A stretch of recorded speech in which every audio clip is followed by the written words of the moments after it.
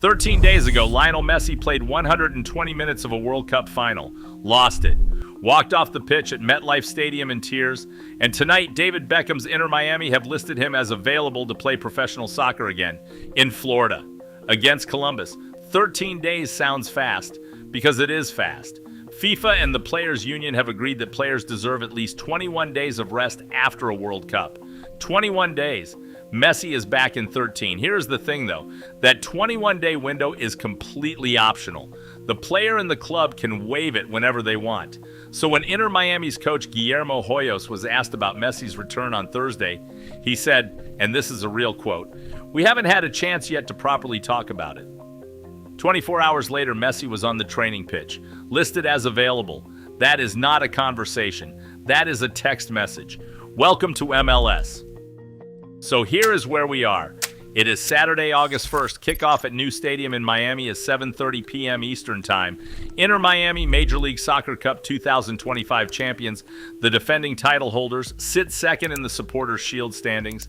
The award for best regular season record. Think of it like the conference standings in the NBA, except there is only one table for the whole country, just 2 points behind Nashville SC. They have won 6 straight matches without Messi. 6. And tonight they are chasing number 7 against the Columbus Crew side that just fired their head coach, sits at 5 wins and 8 losses, and is currently being managed by an interim. On paper, Miami do not need Messi tonight.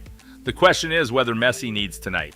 Now sit with that for a second, because this is the detail that reframes the whole thing. Inter Miami have been genuinely excellent without their most famous player. A 3-2 win over Chicago Fire. A 1-0 win away at Montreal, settled by a late Suarez goal, his 6th in 3 regular season games. The team has not collapsed. The team has not spiraled. They have quietly gone on a run that puts them within touching distance of a trophy. And now Messi is available. And the question is not, will he save them? It is, does he fit back in? That is not a question anyone expected to be asking about Lionel Messi in Major League Soccer. And yet, here we are. But here's where it gets good. The man making that decision tonight, the man holding the clipboard and deciding whether the greatest player who has ever set foot on a football pitch gets 20 minutes or 90, is Guillermo Hoyos. And Hoyos is not just any coach. In 2010, a teenage Messi gave a public statement about him that said, quote, "He was my footballing dad. He's helped me a lot since I came to Barca. He was always with me, showing me things. I'm grateful that he is my footballing godfather." The footballing godfather is now the man managing his minutes. In Miami, against Columbus, on a Saturday night in August. There is no way to make that less surreal, and we are not going to try. Hoyos had been measured all week about the return. On an earlier press call, he said, Vince, they need the time. A World Cup is a massive undertaking. There is physical and mental exhaustion. They deserve the space. 50 days of pressure and World Cup matches, he said. Then on Friday morning, Messi showed up at training, and Hoyos shifted to, "We're happy they're back." That is the whole arc. From they deserve all the space they need to great they're here in about 72 hours. Again, welcome to MLS. Rodrigo De Paul is also listed as available tonight, by the way. De Paul played 70 minutes of that same World Cup final alongside Messi representing Argentina. He too is apparently ready to go. Argentina, for context, lost that final to Spain. Spain 1-0 Argentina, Ferran Torres, 106th minute. And Messi, at 39 years old, became the oldest outfield player in World Cup final history just by taking the field. He broke a record set in 1958. He then came back to train in Fort Lauderdale 10 days later. The record books and the recovery protocols are not on speaking terms. Now, this is not Messi's first scheduling adventure in MLS. Last year, and this is a real thing that happened, Messi missed the MLS All-Star Game. The league suspended him one match, for skipping an exhibition. European leagues do not suspend players for missing All-Stars because European leagues do not have All-Star games. Because the concept of pausing a season so the best players can face a celebrity team is a very specifically American invention. And we stand by it. MLS Commissioner Don Garber, asked about Messi's reaction to the suspension, said, "Genuinely, I don't think he wants to talk to me." That is a real quote from the commissioner of a professional sports league about his most famous player. The league's response was to quietly rewrite the rule before the 2026 season so it could never happen again. This year, Messi and De Paul were formally excused from the All-Star Showcase in Charlotte with full league approval.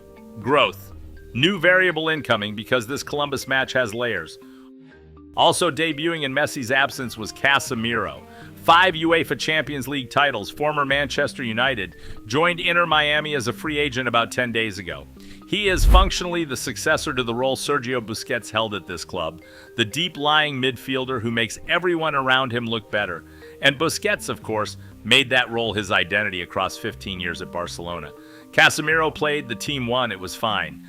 Except Major League Soccer is now investigating whether Inter Miami breached the league's tampering rules to sign him because LA Galaxy held what are called discovery rights on Casemiro, meaning they had first priority to negotiate with him. In European football, discovery rights do not exist. You want a player, you call the player. In Major League Soccer, you can apparently be investigated for talking to someone who wanted to join your club. Worth noting, Casemiro's contract runs through the designated player rule, the same salary cap mechanism sometimes called the Beckham rule, after David Beckham himself pioneered it when he joined the league in 2007, that has allowed Inter Miami to build this roster in the first place. Casemiro's response to all of this, per the record, "I can't wait to get started so I can repay that trust not only during the 90 minutes on match day but every day in training." Diplomatic. 5 Champions League titles. Knows how to handle a press cycle. Oh, and the stadium they are all playing in tonight? New stadium. Opened April 2026. Capacity 26,700. Cost approximately $350 million. Named after a Brazilian fintech company.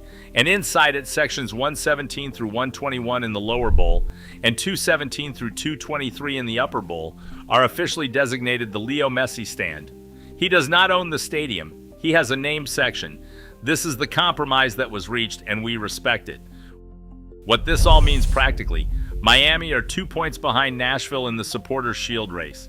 After tonight, they host Atletico de San Luis in the League's Cup on August 5th, then Monterrey on the 8th, then Club Leon on the 12th. 3 League's Cup group games in 11 days on top of the regular season push. Hoyos called the schedule very tough simply because of the sheer volume of matches. Minutes management tonight is not a talking point. It is the actual tactical puzzle. So the question going into kickoff is not whether Messi is fit. He is listed. He trained. He is there. The question is how many minutes his footballing godfather decides to give him against a Columbus side managed by an interim coach in a stadium with his name on the wall 13 days after the hardest night of his career. That number, whatever it is, will tell us a lot more than any press conference quote. 7:30 Eastern, new stadium. The streak is 6. Messi is available.